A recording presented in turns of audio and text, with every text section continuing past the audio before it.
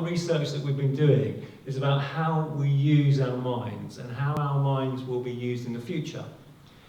You know, a while ago, you used to have to, if you had a computer, you have to use the keyboard and you put the letters in and the text comes up on the screen. Yeah, that's still happening these days, but it seems to be moving now. What I've noticed is voice-controlled keyboards. Has anybody ever heard of those?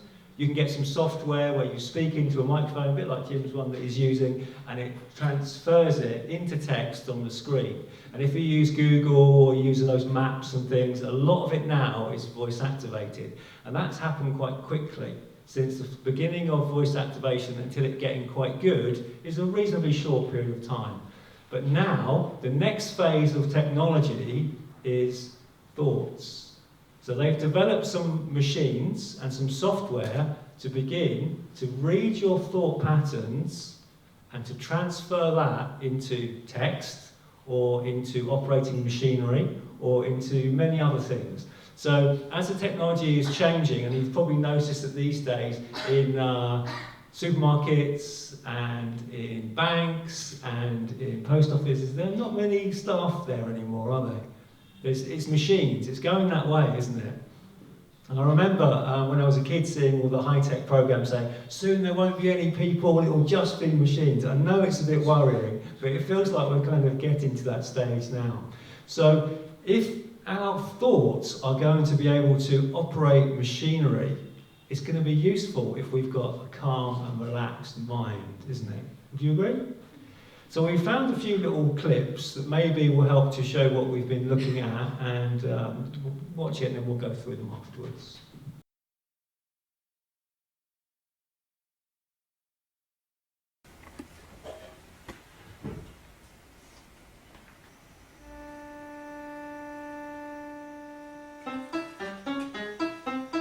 And then this computer composes the music and sends information to the Yamaha disc clavier piano there, which then performs the music.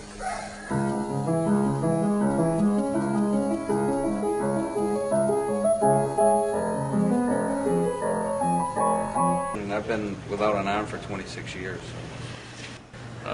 So far, the test pilots, within a matter of 5 to 10 hours of practice, can operate the arm such that they can pick up small objects. But look at what happens when he wears the robot suit.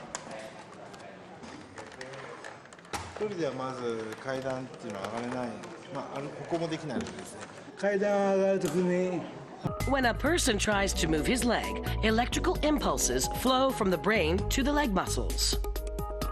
The sensor detects the brain signals and sends commands to the motor. Then, the robot suit begins to assist the leg muscles. This occurs the instant the person thinks to move his legs. For nearly a month, 27-year-old Pierpaolo Petruzzello was the bionic man science fiction writers have long envisioned, using only his mind to control a biomechanical hand connected to his nervous system. I needed to concentrate. I needed silence. Then I said to myself, you can wiggle the fingers, you can pinch, you can clench a fist, you can open your hand, you can just do that. All interaction with the virtual world is going to be far more natural. We'll be able to use our brain and our facial expressions and our emotional experiences to really experience content in an entirely new way. And what we've created is a brain-computer interface that really transforms the way that humans interact with machines. So you put a headset on, which has the sensor, which you can see Tim's got on right here. So what he's doing is he's actually controlling the elevation of that ball based on whether he's focusing or whether he's relaxing. You're moving an object with your mind. There you go. Look at that. Whatever you're doing right now is great. This is unbelievable. Calibrating headset.